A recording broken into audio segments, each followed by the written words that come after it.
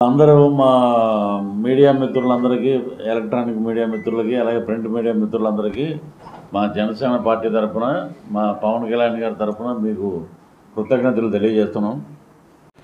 మొత్తం తిరుగుతున్నాం. మొత్తం ఏపీలో ప్రతి నియోజకవర్గం, ప్రతి మండలం, ప్రతి గ్రామం కూటమి అభ్యర్థులనే మేము గెలిపించుకుంటాం.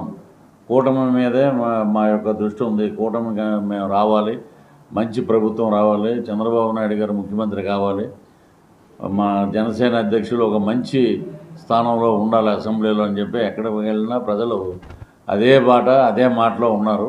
సో సంక్షేమం విఫలం.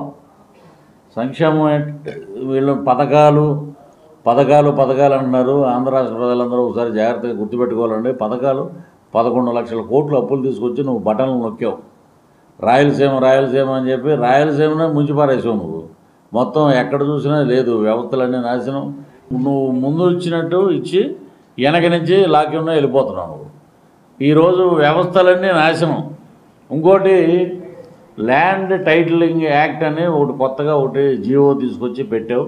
ఆంధ్ర రాష్ట్రాన్ని దోచుకోవడానికి ఒక అద్భుతమైన ఒక దొంగల ప్లాన్ ఇది. ల్యాండ్ టైటిలింగ్ యాక్ట్లో నేను కూడా ఒక యాడ్ చేసి వదిలిపెట్టాం. అదేంటంటే కామన్గా ఇప్పుడు మా సోదరుడు ఉన్నారు, ఒక ఎకరం పొలం కొంటే 2 సంవత్సరాల లోపు దాన్ని రెన్యూవల్ చేసుకోవాలంట. రెన్యూవల్ చేసుకోకపోతే ఆయన ల్యాండ్ వేరే వాళ్ళకి రిజిస్టర్ అయిపోతుంది. రిజిస్టర్ ఇప్పుడు వేసిన దస్తావేజుల మీద జగన్మోహన్ రెడ్డి గారి ఫోటో ఉంటుందంట, మనకి జెరాక్స్ కాపీ ఇస్తారంట. ఇది ఎక్కడికి వెళ్ళినా కూడా, లోయర్ కోర్టులో ఎక్కడికి వెళ్ళినా, హైకోర్టుకి వెళ్ళినా కూడా ఇది పని అవ్వదు. కాబట్టి ఏంటంటే మన ఆస్తులు ఇప్పుడు పేద ప్రజలు నోరు కట్టుకుని ఒక పూట తినకో వాళ్ళ మనవడకో మనవరాలకో కూతురు పెళ్లి కోసం ఒక ఎకరం కొంటే ఆ ఎకరం నువ్వు పట్టుకుపోతున్నావు. ఇదే నువ్వు చేసే దౌర్భాగ్యం, ఇదే నువ్వు చేసే అవినీతి, ఇదే నువ్వు చేసే దౌర్జన్యం. ఇప్పుడు ఆ డబ్బులు పట్టుకుపోయి ఆ ల్యాండ్లు, మన ఆస్తులు మొత్తం, ఇప్పుడు ఈ బిల్డింగ్లో మనం ప్రెస్ మీట్ పెడుతున్నాం, ఇది కూడా వెళ్ళిపోతుంది అందరికి. సో అందరి ఆస్తులు నా దగ్గర ఉంటాయి. మున్సిపల్ లెవెల్లో కానీ, పంచాయతీ లెవెల్లో కానీ, గ్రామ స్థాయిలో కానీ, పొలాల కాడి నుంచి అన్ని రకాల ఆస్తులు మా దగ్గర, మా చేతిలో ఉంటాయి. మేము ఏది చెప్తే ఆంధ్ర రాష్ట్ర ప్రజలు అది నన్ను చూడంగానే భయపడాలి, నన్ను చూడంగానే కంగారు పడాలి. అంటే ఒక హిట్లరు అలాంటి పరిపాలన మన మీదకి రుద్దబోతున్నాడు. ఒకవేళ కర్మజాలే ఆంధ్ర రాష్ట్ర ప్రజలకి అతను కానీ వచ్చాడంటే మన ప్రభుత్వ ఆస్తులు ఎలాగ తాకట్టు పెట్టాడో మన ఆస్తులు మొత్తం ఖాతాలోకి వెళ్ళిపోతాయి. ఇప్పుడు ఈ ఆస్తులన్నీ తాకట్టు పెట్టి దాని మీద బటన్ నొక్కుదామనే ప్లాన్లో ఉన్నాడు. ఇప్పుడు ఆల్రెడీ నొక్కి అప్పు తెచ్చి, ఎందుకంటే మనకు సంక్షేమం అప్పు తెచ్చి ఎవడైనా బిర్యానీ పెట్టమన్నాడు. ఉన్న దాంట్లోనే మనం తినేవాళ్ళం. స్వర్గీయ రాజశేఖర రెడ్డి గారు ఉన్నప్పుడు ఇన్ని దిక్కుమాలిన పథకాలు లేవు. ఓన్లీ ఆరోగ్యశ్రీ ఉండేది, పేదవాడి చదువు ఉండేది. ఈ రోజున ఏం చేశారు మీరు? ఎక్కడ చూసినా కూర్చుని లేస్తే పథకం, ఇంకోటి పథకం, సోమరులు చేశారు ప్రజల్ని. ఓట్లు కొనుక్కున్నారు, పథకాలు ఇచ్చి ముందు ఓట్లు కొనుక్కునే సంస్కృతి. దీన్ని పథకాలు అనరు. సంక్షేమం ఒకటే. మనం అనుకున్నది ఏంటంటే సంక్షేమ బాటగా, సంక్షేమ దిశగా ఈ రాష్ట్రం ముందుకెళ్తుంది. మరి కూటమి ప్రభుత్వం అద్భుతంగా, కూటమి ప్రభుత్వం ఈ రోజున జనసేన, టీడీపీ, బీజేపీ ఈ ముగ్గురు కలిసి ఏర్పడి రాష్ట్రంలో ఒక మంచి ప్రజలకి అందుబాటులో ఉన్న విధంగా, పేద ప్రజలకి దగ్గరలో ఉన్న విధంగా. ఏంటమ్మా వెళ్ళిన పథకాలు వీటి వల్ల ఉపయోగం లేదు. మేము అదే చెప్తున్నాం. 32 రోజులు మా ప్రయాణంలో రాష్ట్రంలో ప్రతి చోట, ప్రతి గ్రామం, ప్రతి మండలం ప్రజలు ఎలా ఉన్నారంటే మార్పు రావాలి, మార్పు కోసమే ఉంది కూటమి. అభ్యర్థులు 144 మంది కూటమి అభ్యర్థుల్ని, 21 మంది జనసేన అభ్యర్థుల్ని, 2 పార్లమెంట్ అభ్యర్థుల్ని గెలిపించుకోవడం కోసమే మేము సిద్ధంగా ఉన్నాం. ఈ మార్పు ఏసీ గదిలో కూర్చొని మాట్లాడింది కాదండి, ఇది క్షేత్రస్థాయిలో వచ్చిన మార్పు. ఇది ఎక్కడికి వెళ్ళినా మహిళలు కానీ, రైతులు కానీ, బడుగు బలహీన వర్గాలు కానీ, వృద్ధులు కానీ అందరూ ముక్తకంఠంతో ఒకటే మాట చెప్తున్నారు, మేము కూటమికే మేము మా మద్దతు అని చెప్తున్నారు. మనం ఇంకా ఏమీ చేయలేం. వన్స్ మన దస్తావేజుల మీద అతని ఫోటో వచ్చేసింది, already xerox copy, already GO కూడా స్టార్ట్ అయింది. ఇలాంటి వాటి వల్ల మనకేమున్నది. ఇప్పుడు సోదరుడు ఏదన్నా ఒక ఎకరం కొంటే వెళ్ళిపోతుంది, అది ఆయన దగ్గరికి వెళ్ళిపోతుంది. ఏంటంటే ఆఖరికి దస్తావేజుల మీద అతని ఫోటో వచ్చింది, రేపు సమాధుల మీద కూడా జగన్మోహన్ రెడ్డి ఫోటో ఉంటుంది. ఆల్రెడీ రాళ్ళు ఉన్నాయి, సరిహద్దు రాళ్ళ మీద అది వైఎస్ఆర్సీపీ జెండా వేసేసారు. ఇక చూస్తే ఇంకోటి ఏంటంటే మైనారిటీలకు ఇచ్చినటువంటి రిజర్వేషన్ రద్దు చేస్తాడు చంద్రబాబు నాయుడు. వీడు చూశాడు, వీడు అమ్మమ్మ కూడా వీడు మాట్లాడే మాటలు అంటే ఎక్కడా అలాంటి పని జరగదండి. కూటమి ప్రభుత్వం అన్ని మతాలని అన్ని కులాలని ఆదుకోవటం కోసం ఒక మంచి ప్రణాళికతోటి మరి ఈ రోజున ఎన్నికల రంగంలో దిగారు. నువ్వు సిద్ధం అంటున్నావు ఓడిపోవటానికి, మేము యుద్ధం అని చెప్పడం గెలుస్తాకి మేము చెప్తున్నమాట. ఈ రోజున పవన్ కళ్యాణ్ అనే వ్యక్తిని ఓడించడానికి సుమారు 200 నుంచి 300 కోట్ల రూపాయలు నువ్వు పిఠాపురంలో డంప్ చేసావు. మేము అంతకుముందు మొదటి విడతలో పిఠాపురం వెళ్ళినప్పుడు వర్మగారు అనే అక్కడ లోకల్ లీడరు, తెలుగుదేశం నాయకుడు, ఆయనకి జనరంజకమైన నాయకుడు అతను పవన్ కళ్యాణ్కి సపోర్ట్ చేయటం వల్ల ఆల్రెడీ డిసైడ్ అయిపోయింది. అక్కడ గెలుపు డిసైడ్ అయిపోయింది. War one side. మెజార్టీ ఎంత అనేది ఆలోచించాలి మనం. 2,37,000 చిల్లర ఉంది అక్కడ ఓటింగ్. అంతే, చాలా చిన్నది అది. సుమారు 1,60,000 పవన్ కళ్యాణ్ గారికి పడతాయని చెప్పి అక్కడ లోకల్లో ఉన్నటువంటి ప్రజలు కానీ అక్కడ ఉన్నటువంటి సర్వే కానీ జరుగుతుంది. ఇక ముద్రగడ్డ విషయం తీసుకుంటే ఈ రైల్వే కోడూరులో నాకు చాలామంది వేణు అనే ఒక ఆర్టిస్టు రైల్వే కోడూరు అనుకుంటే ఇక్కడ అతనే డైరెక్ట్ కూడా చేసాడు. అతను మాకు బాగా మిత్రుడు. ఒకరోజు నైట్ వచ్చి వెళ్ళిపోయాడు ఏదో మ్యారేజ్కి. ఇక్కడ ఉన్నటువంటి అన్ని సామాజిక వర్గాలకి అన్నిటికీ ప్రాధాన్యత ఉంది. ముఖ్యంగా మా బలిత సోదరులు, కాపు సోదరులు ఎక్కువగా ఉన్నారని తెలిసింది. ఇక్కడ ఒక్కటే కులానికి నాయకుడు ఎప్పుడవుతాడంటే మంచి పనులు చేసినప్పుడే ఒక కులం వారిని నెత్తి మీద పెట్టుకుంటుంది, ఆదరిస్తుంది, వారిని గౌరవిస్తారు. ఈ రోజున ముద్రగడ నేను పవన్ కళ్యాణ్ని గెలవనివ్వను, పవన్ కళ్యాణ్ సినిమా ప్రపంచం నుంచి వచ్చాడు, తరిమి కొడదాం, పవన్ కళ్యాణ్కి ఎమ్మెల్యే అయితే సినిమా షూటింగ్లకు వెళ్ళొచ్చు, పవన్ కళ్యాణ్ అలాంటోడు, పవన్ కళ్యాణ్ నన్ను గౌరవించలేదు. మేము చాలా చోట్ల నిన్న తిరుపతిలో ప్రెస్ క్లబ్లో ఆయనకి నామకరణ మహోత్సవం చేశాము. ముద్రగడ్డ రెడ్డి అని, అతను కాపు కాదు, ముద్రగడ్డ రెడ్డి అతని పేరు. నువ్వు ఏం చేసావు నువ్వు జనాలకి? ఒకప్పుడు చెరుకుగడ అనేవాడు ముద్రగడ్డని, తీయగా ఉండేవాడు, తర్వాత వెదురుగడ అయ్యాడు. ఇప్పుడు రేపు పొద్దున్న ఓడిపోవడం అనేది అతను కామన్గా ఓడిపోయాడు అతను. ఇంకా గదిలో కూర్చుని అతను ఏం చేశాడంటే కిర్లంపూడిలో, ఇది మరొకరు మీడియా మిత్రులు చూశారు, ఒక గన్ను పెట్టుకుంటాడు, నేను సూసైడ్ చేసుకుంటున్నాను అని. ₹130 received on phone pay. ఒకటే అతను కాపు జాతి కులానికి అసలు ఏమీ చేయలేదు. ఒక కద్దర బట్టలు వేసుకున్నా కూడా కద్దర వాసన అంటనటువంటి పవన్ కళ్యాణ్ గారు ఈ రోజున సంక్షేమం దిశగా పేదవాడికి దగ్గరగా, పేదవాడి కోసం, బడుగు బలహీన వర్గాల కోసం అహర్నిశలు పనిచేస్తూ మరి ఈ రోజున ఆయన దగ్గర డబ్బులు లేకపోయినా తనకు వచ్చిన రెమ్యునరేషన్లో ఆత్మహత్య చేసుకున్న ప్రతి కౌలు రైతుకి ₹1,00,000 లెక్కనిచ్చాడు. మరి అదే చెప్పారు చంద్రబాబు గారు కూడా. మేము బయలుదేరే ముందు 1 month బ్యాక్ ఆయన ఏమన్నారంటే సంక్షేమం పథకాలు ఆపేస్తారు అని ప్రచారం చేస్తున్నారు. మీరు ఒకటే చెప్పండి, మా దగ్గర డబ్బులు లేకపోయినా, అధికారం లేకపోయినా పవన్ కళ్యాణ్ లాంటి నాయకుడు ₹1,00,000 ఇస్తున్నాడు. నేను జగన్మోహన్ రెడ్డి ఏమైనా ఇచ్చాడా? ₹1 ఇచ్చారు వీళ్ళు ఏమన్నా?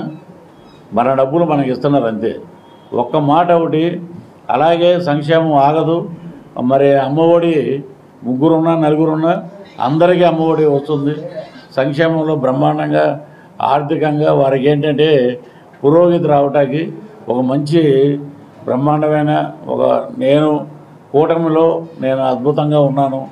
విద్యార్థులకు కానీ, ఈ నిరుద్యోగులకు కానీ ఉపాధి అవకాశాలు, అలాగే ఆయన జాబ్ క్యాలెండర్ రిలీజ్ చేస్తాను ఇంతవరకు లేదు, ఈ గవర్నమెంట్లో లేదు. అందరూ బ్రహ్మాండంగా చదువుకొని ఈస్ట్ వెస్ట్, ఇటు రాయలసీమ నుంచి, అటు శ్రీకాకుళం నుంచి, వైజాగ్ నుంచి హైదరాబాద్లో పొట్ట చేత పెట్టుకుని వచ్చి బాగా చదువుకున్న వాళ్ళు కూడా క్యాబ్ డ్రైవర్లుగా రెస్టారెంట్ మేనేజర్లుగా పనిచేస్తున్నారు జీవనం సాగించడం కోసం. ఇటువంటి దుర్మార్గ పరిపాలన అంతమయ్యే రోజు దగ్గర పడింది. దేవుడు కూడా ఇప్పుడు వెంకటేశ్వర స్వామి కానీ అల్లా కానీ ఒకటే ఏంటంటే చూస్తుంటారు, ఎప్పుడు ఏడు నాశనం అయిపోతాడో పతనానికి నాంది లాస్ట్ మినిట్ వరకు చూస్తారు. ఇప్పుడు నీ ఇంట్లోనే మొదలైంది. మా నాన్న నాకు సంబంధం లేదు అంటాడు అతను. ఎప్పుడైనా కూతురికి పెళ్లి చేస్తే రాయలసీమలో కానీ భారతదేశంలో కానీ ఎక్కడైనా సరే కూతురు పెళ్లి చేసుకుని ఇంకో ఇంటికి వెళ్తే ఆ అమ్మాయి పండక్కి ఎప్పుడు వస్తుంది, ఆ అమ్మాయిని మనం ఎలా చూడాలి అని ప్రతి తండ్రి ఆలోచిస్తాడు. అతను ఏం చేశాడు, నా ప్రాపర్టీ కాదన్నాడు. ఇలాంటి దౌర్భాగ్యుడైన తండ్రిని మనం ఎక్కడా చూడలేదు. నా కూతురు నా ప్రాపర్టీ కాదన్నాడు. ఇంకోటి అంబటి రాంబాబు ఆడేసే చంద్రులన్నీ మీకు తెలుసు. వాడు ఏం చేశాడు, ఒక క్యారెక్టర్ని ఏం చేస్తే నా క్యారెక్టర్ పృథ్వీ గారు చేశారని నా మీద పడి ఏడ్చాడు. నీకు ఇచ్చింది ఏంటి, ఇరిగేషన్ మినిస్టర్. ఇరిగేషన్ మినిస్టర్లో నీ శాఖకు సంబంధించినటువంటి బ్రహ్మాండంగా వారు దాన్ని వివరించాలి, అది లేదు. ఇంకోటి ఏంటంటే ఎక్కడికి వెళ్ళినా మనకేంటంటే ఒకటి వీళ్ళు ఏంటంటే ఎంతసేపు బూతులు మాట్లాడటం, జగన్మోహన్ రెడ్డి గారి కళ్ళల్లో ఆనందం చూడటం, ఇవి తప్ప మనకి రాష్ట్రంలో ప్రగతి శూన్యం, అభివృద్ధి శూన్యం, ఎక్కడ ఉద్యోగాలు లేవు, సంక్షేమం అనే బటన్లు నొక్కుతున్నారు. ప్రజలు ఒకటే చెప్తున్నారు అన్నమాట, జగన్మోహన్ రెడ్డి గారిని కూడా అనట్లా, బటన్ రెడ్డికి వచ్చేసింది ప్రభుత్వం. ఇప్పుడు నీకు 2 బటన్లు నొక్కడానికి మేము సిద్ధంగా లేము, నువ్వేమో సిద్ధంగా ఉన్నావు ఓడిపోవటానికి. మేము యుద్ధం చేస్తున్నాం కాబట్టి మా కూటమి అభ్యర్థులకే ఎమ్మెల్యేకి ఒక బటను, ఎంపీకి ఒక బటన్ నొక్కటానికి మేము రెడీగా ఉన్నాం. అలాగే ఇక్కడ మన అరవ శ్రీధర్ గారు జనసేన పార్టీ తరఫున నిలబడ్డారు, గాజు గ్లాసు ఆయనకి నల్లారి కిరణ్ కుమార్ రెడ్డి గారు. ఈ కిరణ్ కుమార్ రెడ్డి గారి గురించి ఎందుకు చెప్పాలంటే, మేము ఆంధ్ర యూనివర్సిటీలో ఎంఏ చదివేటప్పుడు ఆయన మాకు బాగా సీనియర్. బాలకృష్ణ గారు ఆయన కలిసి క్రికెట్ ఆడేవారు, బ్రహ్మాండమైన క్రికెటర్ అయిన రంజీ ట్రోఫీ వరకు కూడా వెళ్ళారు. మేము వచ్చినప్పుడు అప్పుడు వాళ్ళ ప్రాక్టీస్ చేస్తుంటే బాల్స్ అందించేవాళ్ళం. అప్పటి నుంచి తెలిసి నాకు ఆయన. సో మంచి వక్త, ఇలాంటి చెత్త ముఖ్యమంత్రి కాదండి, దమ్మున్న ముఖ్యమంత్రి, గట్స్ ఉన్న ముఖ్యమంత్రి. ఆ పీరియడ్లో మరి ఆంధ్ర తెలంగాణ మూమెంట్ జరుగుతున్నప్పుడు ఒక గుండె ధైర్యంగా నిలబడిన ఏకైక వ్యక్తి ఎవరంటే నల్లారి కిరణ్ కుమార్ రెడ్డి గారు. చాలామందికి తెలివి ఇవన్నీ, ఏదో వాడు ఎవడో నోటుకు వచ్చినట్టు మాట్లాడతారు. ఒకటే అండి, ప్రభుత్వం ప్రకృతి కానీ బయట ఉన్న ప్రజలు కానీ మేము మే 13వ తారీఖున ఆంధ్ర రాష్ట్ర చరిత్రలో 75 నుంచి 80% ఓటింగ్ జరగబోతుంది. తిరగబడుతున్నారు జనం. కనబడితే మేము ఏమీ చేయమండి, ఓటు ద్వారా మా సమాధానం చెప్తాం. జూన్ 4వ తారీఖున బ్యాలెట్ బాక్స్ ఓపెన్ చేయగానే పోస్టల్ బ్యాలెటే మనకి రావట్లేదని అప్పుడే లీక్ అయిపోయింది గవర్నమెంట్కి. పోసుకుంటున్నారు ఒక్కొక్కళ్ళు. ఉద్యోగులందరూ తిరగబడ్డారు. పోస్టల్ బ్యాలెట్ కథ ఓపెన్ అయిందంటే పోస్టల్ బ్యాలెట్లో ముందుకు దూసుకుపోతున్న కూటమి వెనకబడిపోయినటువంటి వైఎస్ఆర్సీపీ 136 స్థానాలు 21 పార్లమెంటు గెలుచుకుంటాయండి. ఇప్పుడు మన ఆర్టీవీ రవిప్రకాష్ గారు ఇచ్చిన సర్వే కానీ, నేషనల్ లెవెల్లో వచ్చిన సర్వే కానీ, ఆయన రాయలసీమలో 8 మంది ఎంపీలు పోయినసారి 2019లో గెలిచారు. ఈసారి 5 ఎంపీలు బ్రహ్మాండంగా గెలుస్తారు. 2 చోట్ల ఎడ్జ్ ఉందండి, 2 చోట్ల హోరాహోరీగా ఉంది. ఆ ఎడ్జ్ కూడా మనకే ప్లస్ అవుతుంది. ఈసారి వాళ్ళు ఒక్క ఎంపీ స్థానంతో పరిమితం అవుతారు, 8లో 1. నువ్వు కడపలో కూడా నీకు అదే పరిస్థితి ఉంది. ఆ భగవంతుడు ఆశీర్వదించాడంటే పులివెందుల్లో కూడా నువ్వు ఓట మంచులో ఉన్నావని బీటెక్ రవి సర్వే చెప్తుంది. అక్కడ ఉన్నటువంటి ప్రజలు వివేకానంద రెడ్డి గారి హత్య మీద సానుభూతి ఎక్కువగా ఉంది. నువ్వేంటంటే నీ వ్యవస్థలన్నీ చంద్రబాబు నాయుడు గారి వ్యవస్థలు మేనేజ్ చేశాడు, అలాంటోడు ఇలాంటోడు అన్నారు. నువ్వేంటంటే ఉన్న దగ్గర 1380 వాయిదాలు తీసుకున్నావు సుప్రీంకోర్టులో. సుప్రీంకోర్టు జడ్జి కూడా ఇదేంటి అసలు ఇన్ని వాయిదాలు ఇచ్చారు ఏంటి అన్నారు. రేపొద్దున్న ఎలక్షన్ అవ్వగానే ఆ బెయిల్ కూడా రద్దు అయిపోద్ది, నువ్వు వెళ్ళిపోయేది మరలా శ్రీకృష్ణ జన్మస్థానానికి అని చెప్పి ఈ సందర్భంగా తెలియజేస్తున్నాం. మాట మాట్లాడితే స్వేచ్ఛ లేదు. ఒక వాక్ స్వాతంత్రానికి వాళ్ళు ఒక డాక్టర్ అంబేద్కర్ ఇచ్చిన దాని ప్రకారం మనం ఎవరితోటైనా మనం మాట్లాడుకోవచ్చు, మన భావాన్ని వ్యక్తీకరించవచ్చు. అక్కడికి వచ్చేటప్పటికి ఇవేమీ లేకుండా కేసులు పెట్టడం. మరి నేను అనకాపల్లిలో ప్రచారంలో ఉన్నప్పుడు రాత్రి 2:30కి కార్యకర్తలందరూ వెళ్ళిపోయాక నేను రూమ్లోకి వెళ్ళంగానే 10 మంది పోలీసులతోటి సడన్గా లోపలికి తలుపులు పగలగొట్టి లోపలికి వచ్చి అంత అవసరం ఏమొచ్చిందని చెప్పి నేను నిలదీశాను. సీఎం రమేష్ గారు అయితే డిఎస్పీ గారిని కడిగి అవతల పాడేశాడు. ఇప్పుడు అక్కడే పిఠాపురంలో ఇక్కడ సినిమాలో చూస్తుంటాం, ఫ్యాక్షన్స్లు వచ్చారు అది ఇదని. కడప నుంచి చాలామంది రౌడీలని పిఠాపురంలో తిప్పారు. సాయి ధరం తేజ్ మీద బీరు మాటలతో దాడి జరిగింది. అదృష్టం కొద్దీ అతనికి ఎక్కడి వరకు వచ్చింది, అసిస్టెంట్ అడ్డంగా పట్టడం వల్ల అతని కంటికి తగిలింది దెబ్బ. ఇంకోటి డైరెక్ట్గా వీళ్ళు చేశారు. వీళ్ళ చేసే డ్రామా ఎలా ఉందంటే, ఒక పెద్దది ఉన్న క్రేన్ మీద ఒక దండ తెస్తే పూల వర్తకులను అడిగాం మేము. నెల్లిమర్లలో లోకం మాధవ్ అనే జనసేన అభ్యర్థిని ఆమె ప్రచారం కోసం వెళ్తే మత్స్యకారులందరూ ఒక పెద్ద దండ ఒకటి క్రేన్ మీద పెట్టారు. అదేంటంటే ఉదయం 11ంటికి పెట్టారు, మేము వెళ్ళేటప్పుడు రాత్రి 7 అయింది అక్కడికి. అదేంటే వైర్లు చుట్టు పెడతామన్నా ఆ వైర్ ఒకటి తెగిలి అది ఎండకి టెంపర్ అయ్యి అది వచ్చి టక్మని ఇక్కడ కొట్టింది. దానికి గుండె మార్పిడి శస్త్రచికిత్స జరిగితే 30 మంది 40 మంది డాక్టర్లు కూర్చుంటారు వరుసగా, వాళ్ళ మధ్యలో ఈయన కూర్చున్నట్టు ఎలాగ. ఇంతకన్నా కామెడీ ప్రపంచంలో ఎక్కడ చూడం మనం. ఇక్కడ జగన్మోహన్ రెడ్డి గారు ఉంటే ఇటు పక్కన వెల్లంపల్లి శ్రీనివాస్ ఉన్నాడు. బాహుబలి సినిమాలో కూడా అంతటి గ్రాఫిక్స్ ఉండవు. అది ఇక్కడి నుంచి ఇలా వెళ్ళి అలా తిరిగి ఇక్కడ కొట్టిందంట ఆయనకి. ఇది ఇలాంటి దౌర్భాగ్యం. ఇంకొక వాళ్ళ డ్రామాకి పరాకాష్ట ఏంటంటే, లెఫ్ట్ సైడ్ ఆయన కంటికి వేసుకున్నాడు ఇది ప్లాస్టర్ ఎంత పెద్దది. నెక్స్ట్ డే ఉదయం ప్రెస్ మీట్లో రైట్ సైడ్ వేసాడు. వాళ్ళ ఇంట్లో కూడా తిట్టారంట, నీకు అసలు తెలివితేటలు లేవరా, నీకెలా ఇచ్చారా దేవాదాయ శాఖ, ఒరే దరిద్రుడా, నువ్వు ఎడం కన్నుకి వేసుకుని మళ్ళీ కుడి కన్నుకి ఎలా వేసుకుంటావు నువ్వు అని. ఇలాంటి డ్రామాలు ఆడి అప్పట్లో కోడికత్తి డ్రామా ఓడినైతే జనాలు అందరూ పాపం అయ్యో పాపం అది ఇది. ఆంధ్ర రాష్ట్ర ప్రజలంటే సున్నిత మనస్కులు, అందరూ కులమతాలకు అతీతంగా ఆశీర్వదించిపోయి, నువ్వేమో ప్రత్యేక హోదా తీసుకొస్తాను, రాయలసీమను రత్నాలసీమ చేస్తాం, ప్రత్యేక హోదాలో తీసుకొచ్చి మొత్తం మెడలు ఉంచుతాం కేంద్రాన్ని అన్నావు. నీ మెడలు ఉంచుతారని చెప్పి భయంతో ఇక్కడి నుంచి వెంకటేశ్వర స్వామి విగ్రహాలు పట్టుకుని అక్కడికి వెళ్ళటం, ప్రసాదాలు ఇవ్వటం అవన్నీ ఇచ్చి నువ్వు ఏంటంటే నీ కేసులు కాపాడుకోవటానికి, నీ అవినాష్ రెడ్డిని కాపాడుకోవటం కోసం మొత్తం వ్యవస్థలన్నీ తిప్పావు 5 ఏళ్ళు. అదే ఈరోజు నీకు శాపమైంది. గన్లోంచి బుల్లెట్ వెళ్తే కన్నా స్పీడు జగన్మోహన్ రెడ్డిని స్టేట్మెంట్లు.